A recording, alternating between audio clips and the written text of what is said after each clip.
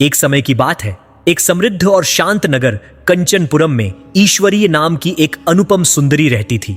उसकी सुंदरता की चर्चा नगर के बाहर दूर दूर तक फैली हुई थी।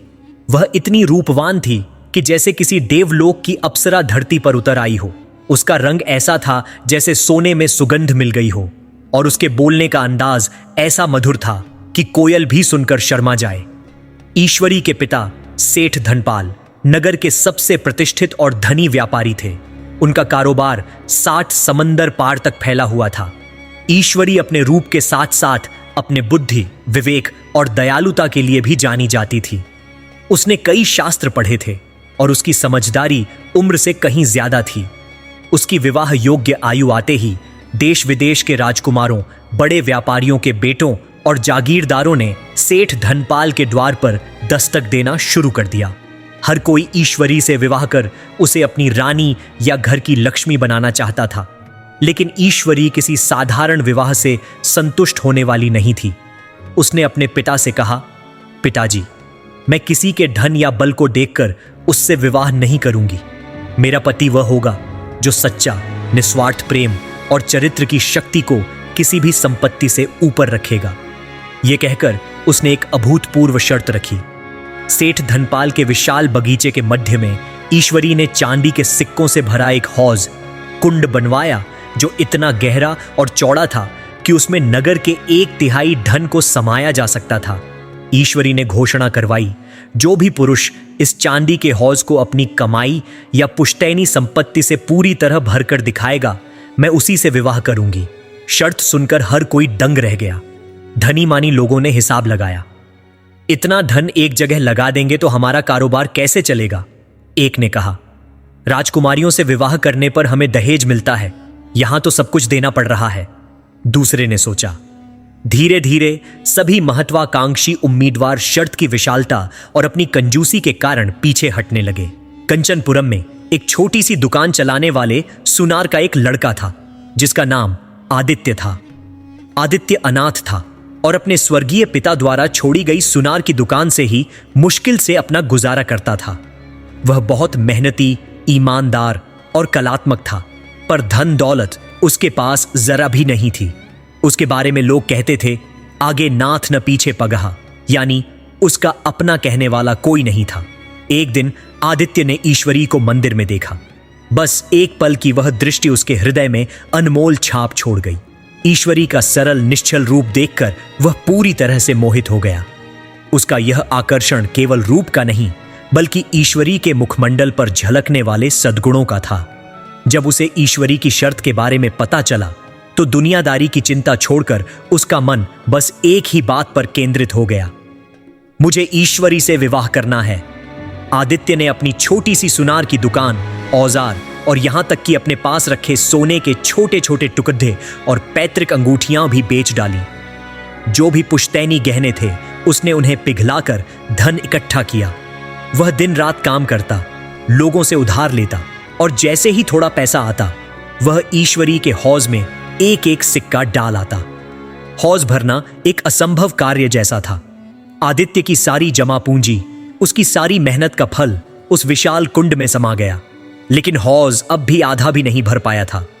निराश न होकर आदित्य ने अपनी एकमात्र और अंतिम संपत्ति, अपना पैतृक मकान भी बेच दिया। वह खुद एक पुरानी टूटी फूटी झोपड़ी में रहने लगा। उसने अपने जीवन का सब कुछ दांव पर लगा दिया। अंततः निस्वार्थ प्रेम की उस आखिरी आहुति से हौज भर गया। सेठ धनपाल ने जब एक अनाथ सुनार के लड़के को इतना बड़ा त्याग करते देखा तो वह आश्चर्यचकित रह गए। ईश्वरी को पता चल गया कि यही वह चरित्रवान व्यक्ति है जो उसके लायक है। उसने आदित्य से विवाह कर लिया। ईश्वरी और आदित्य ने अपनी छोटी सी झोपड़ी में सादगी से रहना शुरू कर दिया। जिस आदित्य ने कभी सोने के बिस्तर पर सपने नहीं देखे थे, वह अब जमीन पर चटाई बिछाकर सोता था। जिस ईश्वरी ने कभी मखमली पोशाकों के अलावा कुछ नहीं पहना था, उसने साधारण सूती वस्त्र अपना लिए थे। हालांकि उनके चेहरे पर कभी उदासी नहीं थी। आदित्य जब भी ईश्वरी का प्रेम भरा मुख देखता, वह अपने सभी त्याग और कष्टों को भूल जाता। उसे लगता उसने समस्त विश्व का खजाना पा लिया है। ईश्वरी वास्तव में बहुत चतुर थी। उसने यह शर्त केवल सच्चे प्रेम और निस्वार्थता की परीक्षा लेने के लिए रखी थी। उसने देखा कि आदित्य ने उसके लिए अपना सर्वस्व त्याग दिया है और यह सिद्ध करता है कि उसका प्रेम धन से ऊपर है। लेकिन ईश्वरी को यह भी पता था कि आदित्य को इस तरह की गरीबी में रखना ठीक नहीं है। एक दिन उसने अपने अपूर्व कौशल का उपयोग करके सोने के तारों से जड़ित एक अत्यंत सुंदर और कलात्मक शॉल दुपट्टा बनाया। यह इतनी बारीकी से बुना गया था कि देखने वाला बस देखता रह जाए। उसने शॉल आदित्य को दी और कहा, स्वामी, यह शॉल ले जाइए और इसे 1000 सोने के सिक्कों में बेचकर आइए। इससे हमारा जीवन फिर से सुखमय हो जाएगा। आदित्य उस अद्भुत शॉल को लेकर नगर के बाजार में बेचने के लिए निकला। जो भी व्यक्ति उसे देखता वह उसकी कीमत पूछता, पर आदित्य को उसकी सुंदरता इतनी पसंद थी कि वह किसी को जवाब न देकर आगे बढ़ जाता। अंततः वह उस नगर के महाराजा वीरसेन के दरबार में पहुंचा। महाराजा वीरसेन ने जब वह दिव्य शॉल देखा तो वह मंत्रमुग्ध हो गए। उन्होंने तुरंत आदित्य को अपने पास बुलाया और पूछा, हे युवक, सच बता, यह अद्भुत शॉल कहां से लाया है? इसकी कीमत क्या है? आदित्य ने गर्व से कहा, महाराज, यह मेरी पत्नी ईश्वरी ने अपने हाथों से बुना है। उसने इसकी कीमत 1000 स्वर्ण मुद्राएं रखी है। ईश्वरी की सुंदरता की कहानियां पहले ही महाराजा के कानों तक पहुंच चुकी थीं, पर इस शॉल की अद्वितीय कारीगरी देखकर उनका लालच जाग उठा। उन्होंने सोचा, जिस स्त्री के हाथ में इतनी कला है वह स्वयं कितनी अनमोल होगी। महाराजा ने तुरंत न्याय अन्याय की परवाह न करते हुए आदित्य को पकड़कर कारागृह में डाल दिया। फिर उन्होंने अपनी मुख्य दासी चंपा को बुलाया और कड़क आवाज में कहा, चंपा, तू तुरंत जा और ईश्वरी को बहला फुसलाकर आज ही मेरे पास लेकर आ। अगर तू ऐसा नहीं कर पाई तो मैं तेरे एक गाल पर काजल और दूसरे पर चूना लगाकर तुझे इस राज्य से निकाल बाहर करूंगा। चंपा यह अन्यायपूर्ण आदेश सुनकर भयभीत हो गई। वह तुरंत एक राजकीय रथ लेकर ईश्वरी की झोपड़ी की ओर भागी। चंपा जब ईश्वरी की झोपड़ी पर पहुंची तो उसने बनावटी आंसू बहाना शुरू कर दिया। उसने रोते हुए ईश्वरी से कहा, बेटी ईश्वरी, तुम्हारे पति आदित्य आज दरबार में वह शॉल बेचने गए थे। महाराजा का पालतू हाथी गजराज 8 दिन से पागल की तरह घूम रहा है। आज उसने तुम्हारे पति को अपनी सूंड से उठाकर जमीन पर पटक दिया और अपने पैरों से रौंद डाला। ओह, वहां तो खून की नदी बह गई है। मरते मरते वह बस तुम्हें याद कर रहा था। तुम्हें आखिरी बार दिखाने के लिए महाराजा ने यह रथ भेजा है। आदित्य के निर्दोष और सीधेपन को जानती ईश्वरी इस झूठ पर विश्वास कर बैठी। प्रेम की व्याकुलता में उसकी बुद्धि ने काम करना बंद कर दिया। रोती बिलखती ईश्वरी चंपा के साथ रथ में बैठ गई। चंपा ने रथ को सीधा राजमहल के द्वार पर नहीं रोका, बल्कि महाराजा के गुप्त विश्राम गृह के बाहर रोका। महाराजा वीरसेन तो पहले से ही रास्ता देख रहे थे। जैसे ही ईश्वरी रथ से उतरी, उन्होंने तुरंत उसे पकड़ लिया और महल के पीछे स्थित एक सुनसान और मजबूत कोठरी में बंद कर दिया और बाहर से मोटा ताला जड़ दिया। अब ईश्वरी को सारी सच्चाई समझ में आ गई। आत्मग्लानि और अनजाने भय से उसका मन भर गया। मैंने अपनी बेवकूफी के कारण यह गलती कर दी, अब क्या होगा? उधर महाराजा वीरसेन ने आदित्य को बंदी गृह से छुड़वा दिया। उन्होंने सोचा, ईश्वरी मेरे पास है, अब इस निर्धन सुनार के लड़के का क्या काम? उन्होंने आदित्य को केवल 1000 स्वर्ण मुद्राएं देकर विदा कर दिया, यह दर्शाने के लिए कि उन्होंने शॉल खरीद लिया है। आदित्य जब अपनी पुरानी झोपड़ी पर पहुंचा तो उसने ईश्वरी को वहां नहीं पाया। वह पागलों की तरह रोने लगा, मेरी ईश्वरी मुझे छोड़कर कहां चली गई? वह इतनी धनवान नहीं थी कि मुझे छोड़कर चली जाती। उसने पूरे नगर और आसपास के गांवों में उसे ढूंढा, पर कहीं भी उसका पता नहीं चला। विरह की अग्नि में जलकर वह सचमुच पागल होने की कगार पर पहुंच गया। कुछ दिनों बाद महाराजा वीरसेन ने ईश्वरी के सामने विवाह का प्रस्ताव रखा। ईश्वरी ने देखा कि वह अकेली है और राजा के पास शक्ति है। विरोध करने का कोई लाभ नहीं होगा। उसने मन ही मन एक उपाय सोचा और नम्रता से बोली, महाराज, यदि आप इस दुर्भाग्यशाली दासी को अपने श्री चरणों में जगह देंगे तो यह मेरे लिए सौभाग्य की बात होगी। उस भिखमंगे आदित्य से मेरा क्या वास्ता? मैं इतनी बड़ी राजमहल की रानी बनूंगी। महाराजा यह मीठी बातें सुनकर प्रसन्न हो गए, पर ईश्वरी ने आगे कहा, पर महाराज, मेरा एक पवित्र व्रत है। मैं 4 महीने तक किसी भी पुरुष की परछाई अपने शरीर पर नहीं पड़ने दे सकती। इस अवधि में मैं प्रतिदिन दीन दुखियों को दान दूंगी, ब्राह्मणों को भोजन कराऊंगी और अखंड दीप जलाकर भगवान शिव की पूजा करूंगी। इसलिए मुझे पर्याप्त धन दीजिए और नगर के मुहाने पर मेरे लिए एक अलग महल बनवा दीजिए। जिस दिन यह 4 महीने का व्रत पूरा होगा, मैं सहर्ष आपकी पटरानी बन जाऊंगी। महाराजा वीरसेन उसकी भोली बातों में आ गए। उन्हें क्या पता था कि इस व्रत में एक गहरा पेंच छुपा हुआ था। उन्होंने तुरंत नगर के बाहर एक आलीशान महल बनवाया। उसमें दासी नौकरानियां, पहरेदार और धन रत्न रखवा दिए। ईश्वरी वहीं रहने लगी। ईश्वरी अब मुक्ति का रास्ता खोजने लगी। उसने महल की सबसे भरोसेमंद और वफादार दासी को अपनी ओर मिलाया। उसके हाथ आदित्य को यह संदेश भिजवाया, कल आधी रात को तुम 2 घोड़े लेकर महल के पिछले द्वार पर आना। हम दोनों इस राज्य को छोड़कर कहीं दूर चले जाएंगे। पहरेदारों में से सबसे चालाक और लालची पहरेदार को इस योजना की भनक लग गई। वह ईश्वरी को पाने का ख्वाब देखने लगा। ठीक आधी रात को 2 घोड़े तैयार खड़े थे। आदित्य भी आ चुका था। ईश्वरी महल से बाहर निकली और एक घोड़े पर चढ़ गई। उसने आदित्य को दूसरे घोड़े पर बैठने का इशारा किया। जैसे ही आदित्य घोड़े पर चढ़ने लगा, उस चालाक पहरेदार ने पीछे से आकर आदित्य को धक्का दिया, खुद दूसरे घोड़े पर बैठा और घोड़े को तेज चाबुक मारी। ईश्वरी, जो अंधेरे में आगे बढ़ चुकी थी, यह सोचकर कि आदित्य उसके पीछे है, सरपट घोड़ा दौड़ाती रही। पहाड़ियां, नदियां और मैदान पार करते हुए जब सूरज की पहली किरण फूटी तो वे दोनों एक नए राज्य की सीमा में आ चुके थे। ईश्वरी ने एक गहरी सांस ली और पीछे मुड़कर देखा। उसका गला सूख गया। आदित्य वहां नहीं था, बल्कि वह लंपट पहरेदार उसका पीछा कर रहा था। हाय, आसमान से गिरी और खजूर पर अटकी, ईश्वरी ने मन में सोचा। वह तुरंत संभली और सोचा, ठीक है, जो हुआ सो हुआ, अब आगे का देखना होगा। वह पहरेदार से मीठी बातों में बोली, देखो, इस विदेश में मैं अकेली स्त्री क्या कर सकती हूं। चलो, हम दोनों ही पति पत्नी बनकर एक साथ रहेंगे। तुम्हारा साथ पाकर मैं धन्य हूं। पहरेदार, जो लालच के मारे अंधा हो चुका था, उसकी बातों से फूलकर कुप्पा हो गया। वे दोनों कुछ और दूर तक चलते रहे। एक सुनसान मैदान आ गया, जहां दूर दूर तक कोई गांव या बस्ती दिखाई नहीं दे रही थी। ईश्वरी बोली, मुझे बहुत जोर की भूख और प्यास लगी है। यहां तो कोई घर दिखाई नहीं दे रहा। तुम उस ऊंचे बरगद के पेड़ पर चढ़कर देखो, शायद कोई गांव या कुआं दिख जाए। पहरेदार तुरंत घोड़े से उतरा और बड़ी मुश्किल से उस ऊंचे पेड़ पर चढ़ने लगा। पेड़ पर चढ़ते समय ईश्वरी ने ध्यान दिया कि पहरेदार का बायां पैर थोड़ा लंगड़ाता है। बस यही वह मौका था। जैसे ही पहरेदार पेड़ पर लगभग आधा चढ़ गया, ईश्वरी ने झट से अपनी कमर से खंजर निकाला, पहरेदार के घोड़े पर वार किया और खुद अपना घोड़ा दौड़ाकर वहां से चंपत हो गई।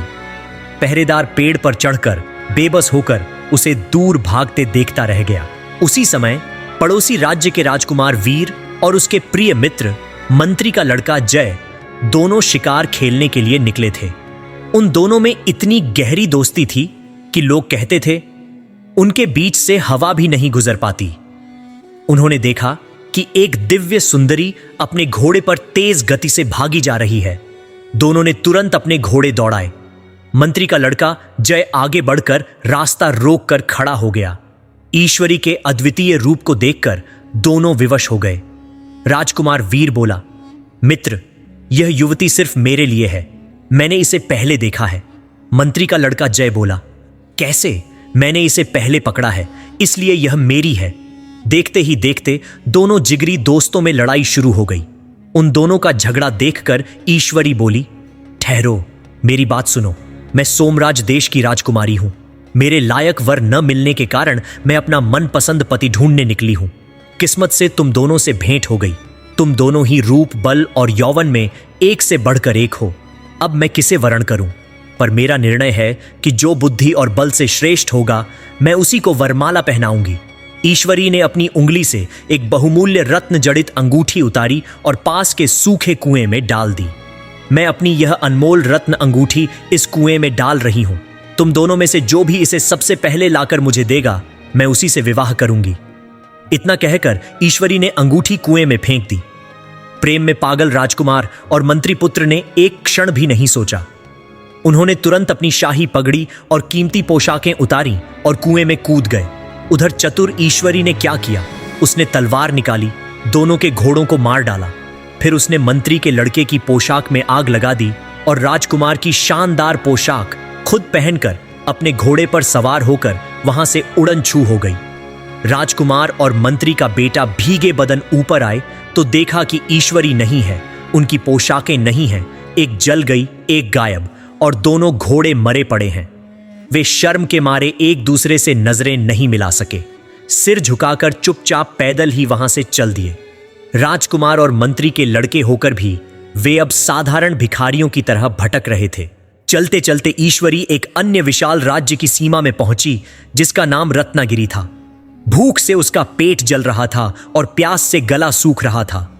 उसने गांव के पास स्थित एक कुएं से पानी पिया और एक विशाल बरगद के पेड़ के नीचे घोड़े को बांधकर खुद बैठकर आराम करने लगी। वह मन ही मन सोचने लगी, वाह, केवल बुद्धि के बल पर मैंने इतनी बड़ी बड़ी आपदाओं से खुद को बचाया। अब ईश्वर ने मेरी किस्मत में और क्या लिखा है। ईश्वरी जिस रत्नागिरी राज्य में पहुंची थी, वहां के महाराजा का दुर्भाग्यवश हाल ही में निधन हो गया था। महाराजा की कोई संतान नहीं थी और इस कारण राजगद्दी खाली पड़ी थी। राजगद्दी पर कौन बैठेगा, यह तय करने के लिए प्राचीन परंपरा का पालन किया गया। राज्य का शाही हाथी एक सोने का कलश लेकर एक नगर से दूसरे नगर में घूम रहा था। यह माना जाता था कि जिस भी व्यक्ति के सिर पर सोने के कलश का पानी हाथी उंडेल देगा, पूरे राज्य की प्रजा उसे ही अपना नया राजा या रानी मानेगी। पूरी रात हाथी के पीछे पीछे प्रजा के लोग चलते रहे, लेकिन हाथी किसी के सिर पर पानी नहीं उंडेल रहा था। अगले दिन सुबह जब हाथी घूमते घूमते बरगद के पेड़ के पास पहुंचा जहां ईश्वरी बैठी थी, तो वह सहसा रुक गया। हाथी ने अपनी सूंड से सोने के कलश को उठाया और सारा पानी सीधा ईश्वरी के सिर पर उंडेल दिया। यह देखकर लोगों ने जय जयकार करना शुरू कर दिया। किसी को भी यह पता नहीं चला कि वह युवती कौन है या वह कहां से आई है। प्रजा ने खुशी खुशी ईश्वरी को अपनी रानी मान लिया और उसे राजमहल ले जाकर सिंहासन पर बिठाया। इस तरह ईश्वरी रत्नागिरी राज्य की महारानी बन गई। उसने राजकुमार के कपड़े पहन रखे थे, इसलिए किसी को यह पता नहीं चला कि वह वास्तव में एक स्त्री है। ईश्वरी ने बड़ी बुद्धिमानी और न्याय के साथ प्रजा का पालन करना शुरू कर दिया। उधर जिन जिन लोगों को ईश्वरी ने धोखा देकर या बुद्धि से हराया था, वे सब शर्मिंदा और क्रोधित होकर उसे ढूंढने निकले। महाराजा वीरसेन, जिस राजा ने ईश्वरी का अपहरण कराया था, वह उसे याद करते करते पागल हो गया। प्रजा ने उसे हटाकर नया राजा चुन लिया। राजगद्दी छिन जाने के बाद वह राजा अब योगी की तरह ईश्वरी को ढूंढने निकला। आदित्य, सुनार का लड़का, अपनी पत्नी ईश्वरी को न पाकर वह पागलों की तरह भटक रहा था। रास्ते में चलते चलते महाराजा वीरसेन की भेंट आदित्य से हुई। दोनों ने अपनी अपनी दुख भरी कहानी सुनाई और तय किया कि वे साथ मिलकर ईश्वरी को ढूंढेंगे। कुछ दूर चलने पर उनकी भेंट लंगड़े पहरेदार से हुई, जिसे ईश्वरी ने पेड़ पर चढ़ाकर घोड़ा मार डाला था।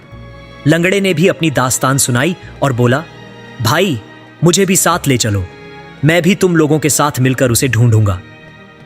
इस तरह तीनों ने कुछ दूर और यात्रा की तो उनकी भेंट राजकुमार वीर और मंत्री के लड़के जय से हुई। वे दोनों भी नग्न, पोशाक विहीन होने की शर्म और ईश्वरी के धोखे से क्रोधित होकर उसे ढूंढ रहे थे। इन तीनों की बातें सुनने के बाद वे भी बोले, चलो, हम दोनों भी तुम्हारा साथ देंगे। इस प्रकार पांचों पुरुष जो अलग अलग कारणों से ईश्वरी के शिकार बने थे, अब साथ मिलकर उसी रत्नागिरी राज्य में पहुंचे जहां ईश्वरी राजा बनकर शासन कर रही थी। ईश्वरी ने अपने महल के चारों ओर जासूस और संतरी लगा रखे थे। उसने सख्त आदेश दिया था कि जहां से भी कोई विदेशी या संदेहास्पद व्यक्ति आए, उसे पकड़कर राजमहल ले आया जाए। संतरियों ने उन पांचों विदेशियों को पकड़ा और राजमहल में ले आए। ईश्वरी ने ओट आड़ में रहकर उन पांचों को पहचाना। वह जानती थी कि ये सब उसके शत्रु हैं। रानी ईश्वरी ने तुरंत पत्थर से अपनी एक हूबहू मूर्ति बनवाई और उसे महल के मुख्य द्वार पर स्थापित करवाया। संतरी को कहकर उसने उन पांचों को उसी मूर्ति के पास भेज दिया। ईश्वरी ने खुद एक गुप्त जगह पर बैठकर उनकी बातें छिपकर सुनने की योजना बनाई कि कौन क्या कह रहा है। पांचों ने एक दूसरे का चेहरा देखा और हैरान होकर पूछा, यह मूर्ति यहां कैसे आई? संतरी ने कहा, यह हमारे नए राजा की मूर्ति है। यह सुनकर वे सब समझ गए कि ईश्वरी ही इस राज्य की राजा बनकर शासन कर रही है। अब ईश्वरी की मूर्ति को देखकर क्रोध और आक्रोश से भरे उन पांचों ने एक एक करके अपना गुस्सा निकालना शुरू किया। पूर्व महाराजा वीरसेन, पहला राजा, उसने क्रोध से मूर्ति पर हाथ लहराते हुए कहा, ओह, तू इतनी चालाक निकली। मेरी आंखों में धूल झोंक कर भाग गई। तेरे कारण मेरा मान, महल और राज्य सब चला गया। मैं तुझे ढूंढने के लिए दर दर भटक रहा हूं और तू यहां राजा बनकर मजे कर रही है। तुझे अभी सामने पाता तो टुकड़ों में काट कर तेरे खून से अपने माथे पर टीका लगाता, तब जाकर मेरे मन को ठंडक मिलती।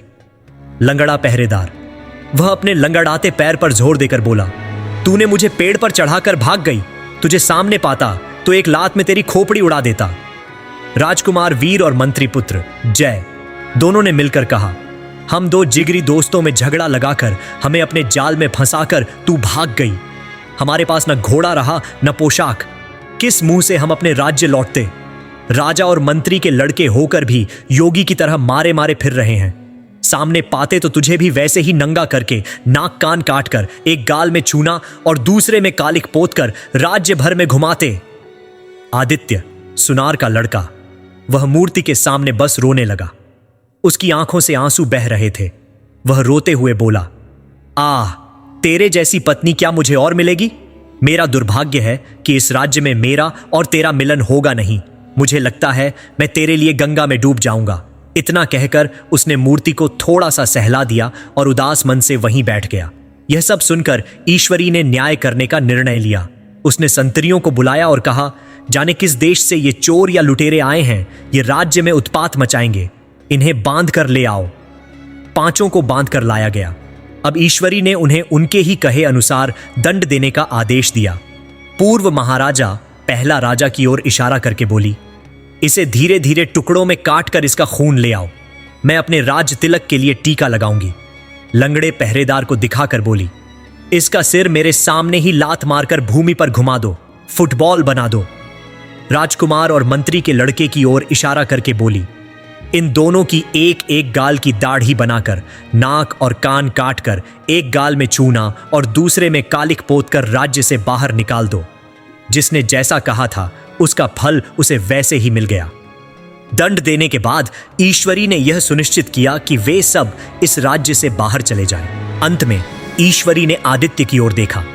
उसने संतरियों को आदेश दिया, इस सीधे साधे विदेशी को राजमहल के अंदर ले जाया जाए। आदित्य को महल के अंदर लाया गया। उसे सुगंधित तेल लगाकर नहलाया गया। उसे शाही पीतांबर, पीले रेशमी वस्त्र पहनाया गया और चंदन पुष्पों से उसे सजाकर तैयार कराया गया। फिर उसे राजमहल की इष्ट देवी के मंदिर में ले जाया गया। आदित्य ने सोचा, अब मेरा समय पूरा हुआ, मुझे यहीं देवी को बलि दे दी जाएगी। भय से उसका पूरा शरीर कांप उठा। मृत्यु के समय लोग देवी देवताओं को याद करते हैं, पर आदित्य बस अपनी प्रिय ईश्वरी का नाम जपने लगा। ओह ईश्वरी, तेरा चेहरा मैं आखिरी बार देख नहीं पाया। तू मुझे क्यों छोड़कर चली गई? उसी क्षण दिव्य वेशभूषा में सजी हुई महारानी ईश्वरी वहां आई। वह सोने, चांदी, हीरा, नीलम और अन्य अष्टरत्नों के आभूषणों से सजी हुई थी और उसका तन झिलमिला रहा था। ईश्वरी दौड़कर आदित्य के चरणों पर गिर गई। ओह मेरे स्वामी, मेरे लिए जाने कितने दुख तुमने सहे। यह कहकर उसने प्रेम से आदित्य को गले लगा लिया। फिर उसने अपने सिर से बहुमूल्य मुकुट निकाला और अपने पति आदित्य के सिर पर पहना दिया। उसी दिन से आदित्य उस देश का महाराजा बन गया। ईश्वरी ने सारी सच्चाई प्रजा को बताई कि कैसे आदित्य ने निस्वार्थ प्रेम के लिए अपना सर्वस्व त्याग दिया था। आदित्य और ईश्वरी सुख और शांति से राज्य करने लगे। न्याय और प्रेम से भरा उनका शासन दूर दूर तक प्रसिद्ध हुआ।